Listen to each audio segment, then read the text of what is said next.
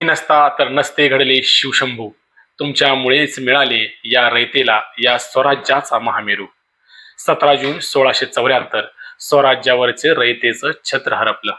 स्वराज्याच्या इतिहासातील हा अत्यंत दुःखद दिवस, ज्या माऊलीने आयुष्यभर रयतेच्या कल्याणकारी राज्यासाठी संघर्ष केला, ज्या माऊलीनं आपल्या पुढच्या लेकराला स्वराज्यासाठी अर्पण केलं, त्या राजमाता जिजाऊ आज रयतेला पोरके करून अनंतात विलीन झाल्या.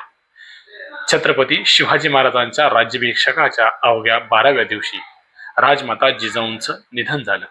त्यांच्या जाण्यानं केवळ शिवरायांचंच नव्हे तर संपूर्ण स्वराज्य दुःखाच्या सागरात बुडाला.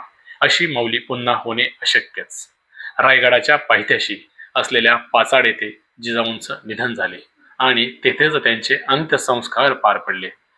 त्यांच्या स्मरणार्थ शिवरायांनी संपूर्ण स्वराज्यात 12 दिवस शोक पाळण्याचा आदेश दिला.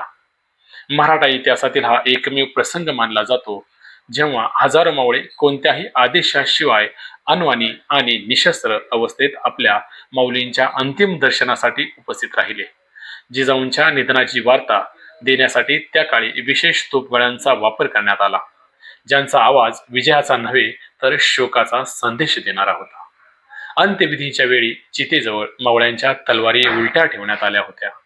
त्यामागील भावार्थ एकच: आमच्या तलवारी स्वराज्याच्या मातेला अखेरची आदरांजली अर्पण करत आहेत.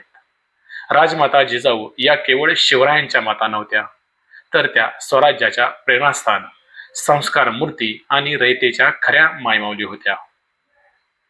आई, एक अशी आई जिनं रयतेसाठी पोटच्या पोराला अर्पण केलं. एक अशी आई जिनं तमाम मायमाऊलींना बळ दिलं. या आईची सावली आजही महाराष्ट्र प्रत्येक माऊलीत पाहतो. राष्ट्रमाता राजमाता मासाहेब जिजाऊंना विनम्र अभिवादन. जय जिजाऊ, जय शिवराय.